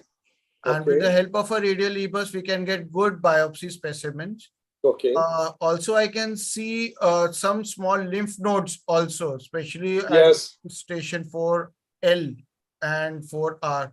So in Yes. this seating also, we can do EBUS. Okay. Conventional CP convex probe EBUS, wherein we can also do the lymph node staging. Since the lesion is more towards the inside and it's not peripheral, so CT guided biopsy would not be advisable in this case. Okay. Endobronchial radial EBUS biopsy would give us also good tissue where we can also put in maybe some markers for the targeted therapy also. Okay. Okay. Dr. Roshan. Yes, sir. As Dr. Tarun mentioned about that, he will go for a radial bronchoscopy and take a biopsy. Suppose, unfortunately, we didn't get a material. Would you like to go for a CT guided biopsy in such situation despite of a pneumothorax chances? And what is the yield percentage you will get by CT guided biopsy? Sir, what percentage? Means what is the yield? Suppose you are going for a CT Acha, guided yield. biopsy. Yield. Sir, Yes. actually, generally dictum is that in central tumor we go for bronchoscopy guided. Peripheral tumor it's better to go for CT guided Yes, biopsy. yes. This is a mid situation basically. Okay, but as we can say specifically in this case, Yes. the lesion is somehow covered by the lung parenchyma and it's being bordered by the ribs and the scapula. Yes. So in this case, if we are taking the patient for CT guided biopsy, there will be difficult approach Yes. to reach the lesion, Yes. and chances of pneumothorax will be also high in this case. Yes. But if we'll calculate up if the bronchoscopy biopsy is negative, EBUS biopsy negative, and we'll calculate the risk benefit ratio, then we in any case of lung cancer, suspected lung mass, we have to establish the histopath finding, we establish the diagnosis for treatment. Yes. So calculating the risk benefit ratio in this case, if needed, we will take a chance to go for CT guided biopsy. I totally agree with Dr. Anuja. Are you available? If she is not available, this is the PET CT scan report. There is FDZ, avid, well-defined, lobulated, soft tissue nodular lesion in apico-posterior segment of left upper lobe with adjuvant pleural tag, feature suggestive of primary neoplastic etiology and non-FDZ, avid, sub-centimeter prevascular lymph node, likely non-specific, and no other evidence. And as Dr. Tarun and Dr. Roshan clearly mentioned, we did in a biopsy, turned out to be adenocarcinoma of lung. What next? This question is for Dr. Amit. Dr. Amit, would you like to go for another imaging test if PET scan is having only localized disease? Dr. Amit? Yes, just hold on, sir. Yes. So for next, since the lesion is only around a centimeter, 2 centimeters, and it's a mid lesion, and the PET scan is also not showing any uptake, EBUS seems to be sufficient for this patient to undergo surgical therapy. Okay. So I'll not go for a mediastinoscopy or anything. I do agree with you. Means this is the early stage lung cancer. What tissue sampling would you like to send? As we discussed so many markers, the specific 7 markers they mentioned about like that, or would you like to go for NGS? So this will be not of any use right now, but surely if we do an NGS upfront, there's no cost issue, then I like to do the NGS upfront in this patient. Okay. But its utility at present is not clear. Okay. Dr. Sumit, what you are doing at your center, which is a biggest cancer center of North India, you are sending the patient for NGS, or you are sending the special 7 tests and you are going for 3 tests first and followed by further? Dr. Sumit. Yes, sir. Sir, your voice is not clear, Sumit. Pardon me. Hello, sir. Hello. Yes. You are audible, but I need a more clear voice from your side.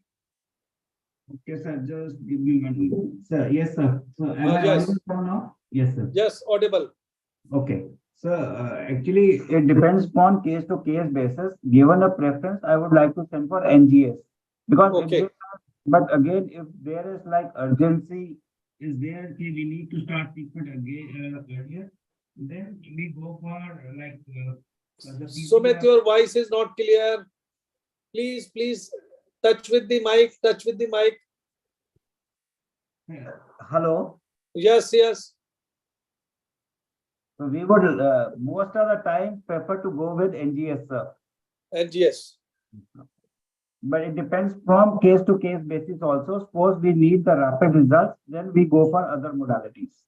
Means I do agree with you, but sometimes there is a financial constraint. What 3 tests would you like to advise if you want only 3 markers?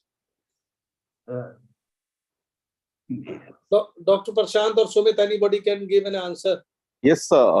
I would, if you say that only suppose 3 tests, there is a financial constraint, then I should go for EGFR, ALK, and PDL1, sir. In PDL1, this case, sir. 3, not the NGS one, because sometimes costly. But would you like to go for 3 tests only? And Sumit? Yes. Dr. Sumit? Sir, Dr. hello. Su- Sir, yes. am I audible, sir? Yes, Hello. audible, but your voice is not clear. Sir, trying to fix the connection, sir. Yes, Uh. sir. So what was the question, sir? May suppose there is a financial constraint. Yes, Patient sir. is a poor guy. He Yes, sir. doesn't want to do the NGS. What 3 marker would you like to go for adenocarcinoma lung? I agree with the. I would also like to go with EGFR, L, probably ROS by IHC and PDL1, sir. Okay, okay. Means suppose you want that surgeon want to go for a surgery, any special thing would you like to go for a lab test point of view? Sir? Suppose surgeon prefer to go for a surgery, still you want a lab test Yes, for sir. a surgery point of view? In today's scenario, definitely yes, sir. Again, Yes. these markers, I would like to go for these tests, sir. Okay, okay, okay. So this is the question. Would you recommend a brain MRI if you have an early stage lung cancer as per the PET report, or a CT at baseline in early stage? If yes, which group of patient? Dr. Saurabh and Dr. Ankita both are surgeon here. Sir, Yes, sir. Dr. Saurabh. sir, usually 10 to 20% of the patients at presentation might have a brain mets. So the guidelines suggest bring the MRI in stage 3 on small cell lung cancer. But if it is an adenocarcinoma and I might do an MRI, I'm 100% not sure whether in stage 1A or B it should be done. But more, I would be inclined for doing an MRI more in adenocarcinoma rather than squamous cell in early stages. Okay, okay. Ankita, Yes, sir. any comment from your side? As Yes, sir, Saurabh mentioned that adenocarcinoma, he will go for a MRI. I completely agree with Dr. Saurabh. There, like he said that there is almost a 15 to 20% chance of brain met, and there can be upstaging also eventually. We can find positive nodes, so it is always better to go with complete pre-op workup for any further procedure. So Okay. definitely, sir, we would go ahead with an MRI brain. Dr. Amit, as a medical oncologist, suppose you investigated this patient and patient is having an early stage lung cancer. Would you like to go for an MRI if PET scan is normal? Sure, sir. So even in PET scan is normal, MRI will be better modality to check for the CNS disease. So it's not a dictum, we are doing MRI routinely for all patients. And Dr. Prashant, what you are doing at Calcutta? Sir, we are doing MRI for every stage, sir. So even in the early stage, we are doing the MRI. If the patient is going for surgery, we go for complete staging, including MRI and PET CT, and then only we recommend for the surgery. Okay, okay. Dr. Sumit. Sir, so basically, sir, stage in the Adora also they have done the MRI for all the patients who were enrolled in the study. So as per guidelines also, sir, stage 1B and beyond, definitely I would like to do an MRI of the brain, sir.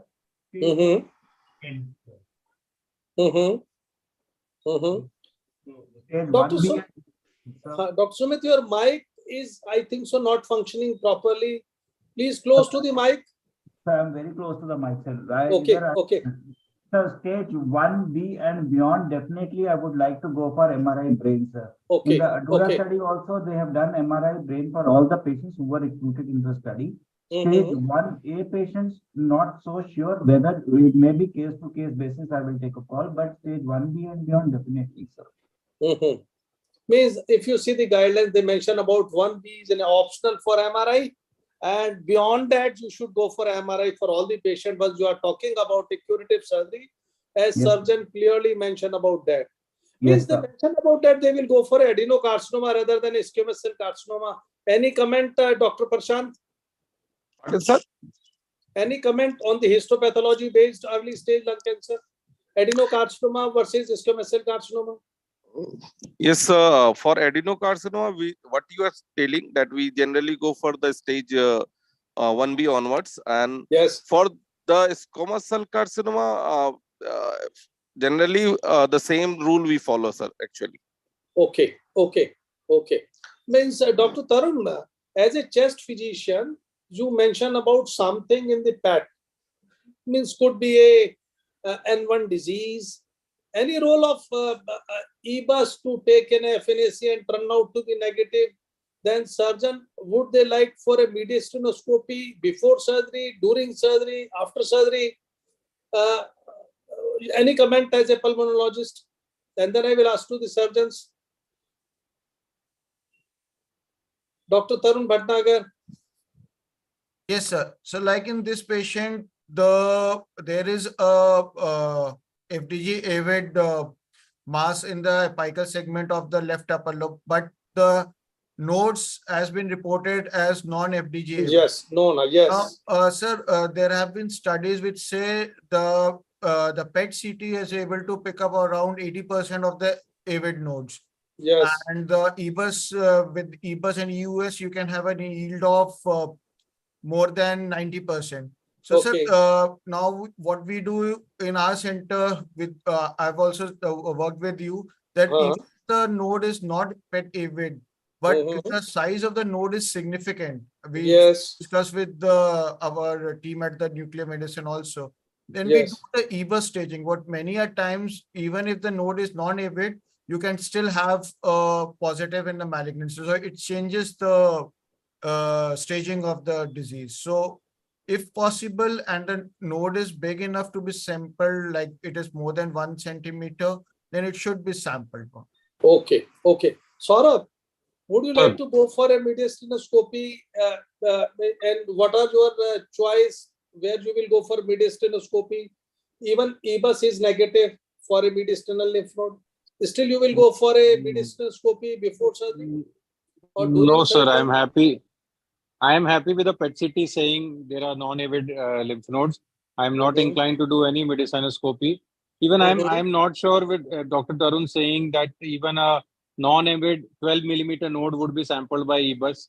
I am really not sure whether we should do a yes, we do EBUS sample for 8 centimeters, and it does because EBUS is basically not a very invasive procedure. It's a minimally invasive procedure. Yes. But yes. if Yeah, we I are think able to I- sample and if we are able to get a node, if it comes out to be negative, we are all happy because the staging is good enough. But in a few cases, if might has come up to be positive, so in those stages, in those patients, the staging changes. I understand, sir, but is there a guideline, something like, because even a 6 or 7 millimeter node can turn out to be positive in 5% patients. Exactly. But we are not going to do an No, EBUS for every 6 millimeter lymph node. No, we are not going to do for every patient. It is always done on case-to-case basis. So, But no, I'm just there are asking. no guidelines, and there are also no guidelines. Yeah, that is what I wanted to know. But then that, even see, because in the guidelines are just to guide you, and the patient needs to be seen on case-to-case basis. So if we find in a selected patients that even if the nodes are non-avid, but the size of the node is significant, and if they so can, what is that? What should is be that sampled. significant? That is why I said a 12 millimeter lymph node. I mentioned the size also. A 12 millimeter lymph node, which is non-FDG avid, would you be doing an EBUS for it? A 12 centimeter lymph node 12 can millimeter. easily sample. Yeah, we would sample. Millimeter. Yeah. So that is why for this I'm really not sure. 12 millimeter lymph nodes in which is non-FDG avid, it is very common in Indian scenario. And lung cancer patients are mostly smokers. And all, yeah. I'm not sure whether you should chase those 12 millimeter lymph nodes, sir. Miss Ankita, any opinion? Dr. Ankita Yes, sir. Jain. Yes, sir. I agree that we need to have an individualized approach. Definitely, if PET is pointing towards something, we should go for an EBUS. And just in case there are non-avid nodes, but they are sizable, like anything more than 1 centimeter, which is amenable to EBUS, I think there is no harm in doing a EBUS because it's not as invasive. And if an EBUS rules it out, then I don't think there is any need for mediastinoscopy. Yes. Then we can, if it rules out any nodal disease, then we can go ahead with surgery. Even in presentation, Amit clearly mentioned about that even in a CT, if more than 10 millimeter node should be seen properly by the EBUS or by the PET CT before you are going for a curative surgery. My question is very clear now, that is getting tissue sample biopsy is a challenge in early lung cancer. I've shown you the case.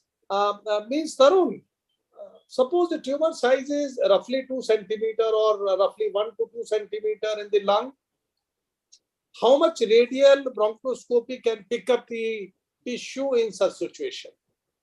Earlier, the bronchoscopes were fairly big, but now with the new technology where we have thin and ultra thin scopes, we can sample the nodes even up to sizes as small as 1 centimeters. And it is and with the help of our radial levers, we are more able to point out the location of the lesions. Sometimes we also innovate. So we do radial levers with a C-arm in the in our gastroscopy suite, so that we can more pinpoint. So with the evolving technologies, sizes such as 1 centimeters are also being sampled. Okay. Dr. Roshan, suppose the peripheral lesion is adherent to the pleura. Can you go for a CT guided biopsy in such cases? Sir, in this case, if the lesion is adherent to the pleura, first we have to look for the what is the thickness of the lung margin over there. Okay. And in there any space where there is between the pleura and the mass, no lung tissue is there. Okay. So if the scenario is like that, we are dealing very thin lung margin, or there is no lung tissue between the pleura and the mass, then the access is easy and we can take a biopsy easily. And chances of pneumothorax is very minimal in this case. Okay. Means this question is from Dr. Prashant. Dr. Prashant, once you investigated the patient, would you like to go for a pulmonary function test before saying surgery to such patients? Yes, sir. He's a 70 years old male, sir. He's non-smoker. So before anything, we will go for the PFT test. Apart from the PFT test, we go for 6-minute work test also. What test? Work test, sir. Yes, sir. Means Dr. Amit Kumar, Dr. Sumit Goyal. Dr. Amit Kumar. Dr. Amit, your voice is not clear. Pardon me. Dr. Amit. Dr. Sumit Goyal. Dr. Sumit Goyal. Dr. Sumit. Dr. Sumit Goyal. Dr. Saurabh, Dr. Ankita, both. Suppose you plan a surgery in early stage lung cancer. Sumit, would you like to go for a pulmonary function test, means PFT, for all the patients? Yes, sir. Yes, sir. And suppose bronchoscopy is not done and CT guided biopsy done, would you like to go for an intraoperative bronchoscopy in such cases, or you prefer a surgery upfront? Sir, for peripheral lesions, we need not to do, but for central lesions, yes, it can be done. Okay. This is a good point. The central lesion, you would go for a bronchoscopy, whether it's intraoperative or something like that. Ankita, any comment on this bronchoscopy intraoperative versus? Yeah, sir, if we have established the diagnosis preoperatively and it is not a central lesion, then there is no need. But like Dr. Saurabh is saying, if there is a central lesion, if you want to further analyze it, we can go ahead with an intra-bronchoscopy. Dr. Saurabh, what type of a surgery would you like to go in such cases? Means I have shown you the picture, tumor size, the location. What type of a surgery would you like to go? So it should be an anatomical resection, at least a lobectomy. Wedge resections they are not yet proven to be equally good. Okay. So this is the post-surgery report. Pathologically, patient has a invasive adenocarcinoma, acinar predominantly, micropapillary 25 to 30. But the important thing I want to convey you, moderately differentiated, there was a visceral pleura invasion present. Clinically, pathologically, T2N1 disease, and this is N1 disease, one lymph node with reactive changes out of 3 to positive. Okay? Extra nodal extension negative. My question is, would you like to go for a molecular marker in the previous biopsy or the surgical specimen? Dr. Amit, Dr. Pandey, Dr. Yes, sir. Sumit.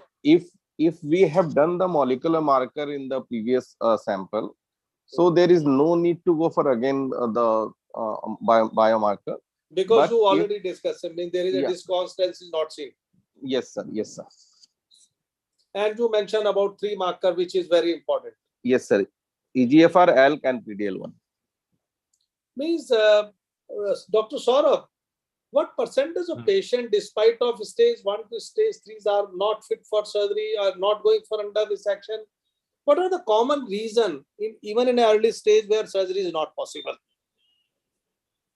So mostly, as far as my experience, 80-90% patients, they don't come to the table for surgery, even if they are early, because either there might be some node which will be picked up, or there would be medical issues, the age, pulmonary function test, COPD, my patient is not fit for surgery. That are the common reasons. Or the incidence of the early cancer itself is low. Patient, they present in late stages also. Okay, okay. Dr. Ankita, any comments you want to add?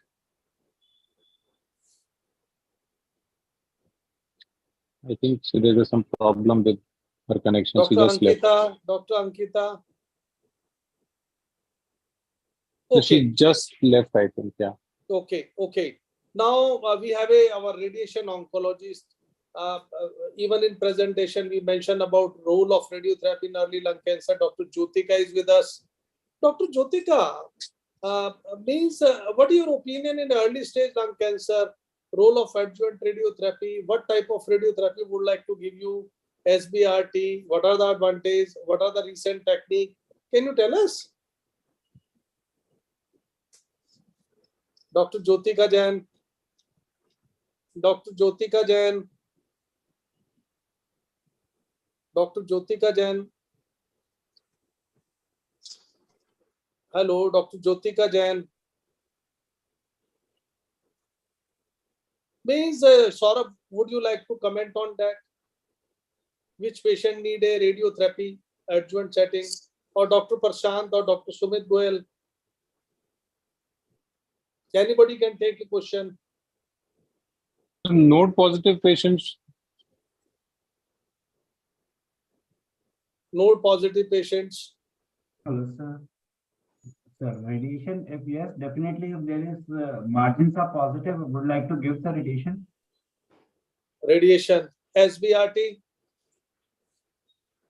Sir, actually, for the SBRT, those patients who are not going for surgery, if it is early stage, less than That's 4 why I'm centimeters. saying. That's why I'm saying early stage lung cancer. Which patient would you like to go for radiotherapy? And SBRT especially. So the Dr. patient, Jyotika basically is connected with us, but she is not responding. So she just sent a message that she is unable to unmute. She is there. Yeah. So technical person can unmute the things. So Jyotika can give a comment.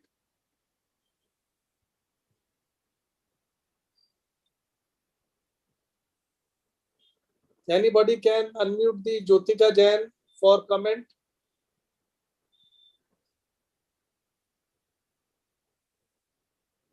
Doing it. Jyotika. Okay. Means Dr.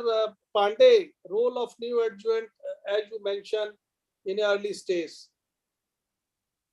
Yes, sir. Any role of neoadjuvant chemotherapy when surgeon is saying that patient is not fit, I would like to go for it, like a stage 3A. Yes, sir. Would you like to go for a neoadjuvant chemo? Yes, sir. Of course. Which chemotherapy?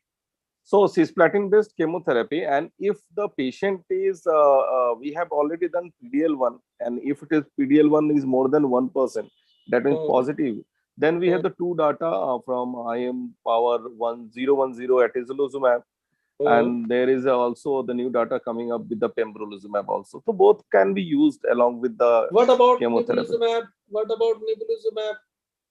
Pardon, sir? What about OP-data? There is a two IM motion 1010 for atezolizumab, and other one is for pembrolizumab. So both can be used with the chemotherapy in such kind of patients as a neoadjuvant therapy. Okay.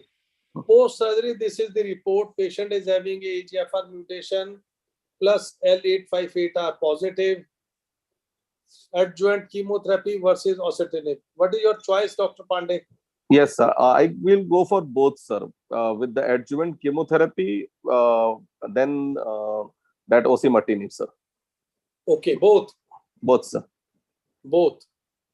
This is a stage 2, and yes, stage 2. Stage 2 because pathologically treated. Yeah, that was node positive.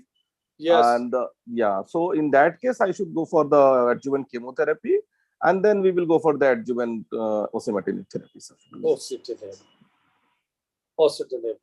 Yes, sir. This is the data which I am not going in detail of this because we have already discussed the adjuvant treatment of chemotherapy as the ADORA trial by Dr. Sumit, changing scenario by this picture.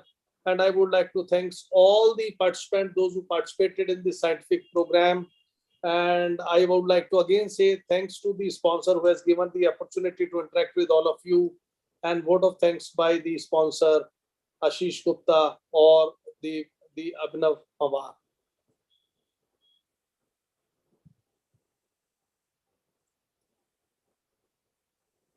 Hello, Abhinav Pawar. Yes, sir. Yes, you can go for a vote of thanks to all the faculties and the participants who participate in the scientific program. And I would like to say thanks to all the participants who actively participate in the scientific program. Thank you, sir. Thank you. Okay. And good night to all of you. Thank you, sir. Good night, sir. Thank you, sir. Good night. Good night. Good night to all of you. Right, sir. Thank you.